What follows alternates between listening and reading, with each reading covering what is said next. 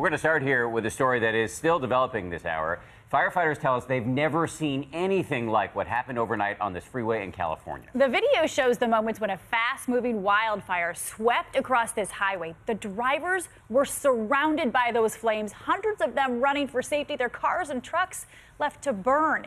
And an infuriating question this morning were efforts to fight those flames from the air hampered by the interference of amateur drone operators.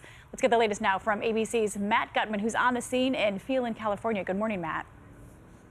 Hey, good morning, Paula. As you can see, that fire is still smoldering. This is what remains of a man's house. Now, that fire raced across the countryside, chewing up thousands of acres, as you mentioned, so fast in just a couple of hours, moving so quickly that it caught up to those motorists, trapping some of them.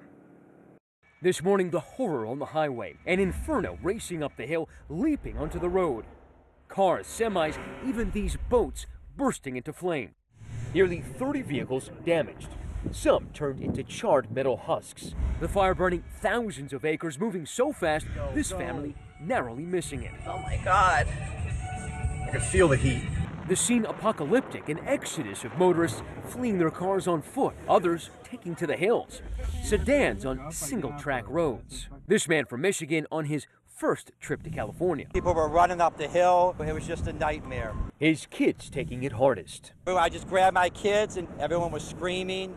Cars were on fire, blowing up.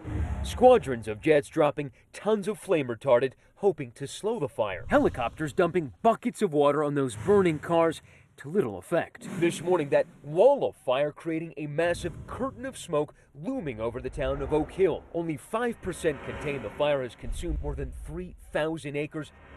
Where do you want me to go? I want you to get in your truck and leave. Emergency crews saying their relief efforts delayed because of interference of 5 personal drones in the area.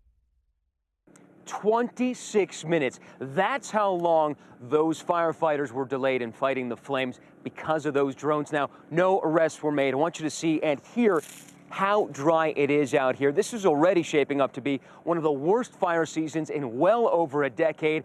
And Dan and Paula, we are not even halfway through. No, there's a long way to go, and they're going to have to really figure out this drone issue. It's not the first time it's happened, and I expect it'll pop up again in the future.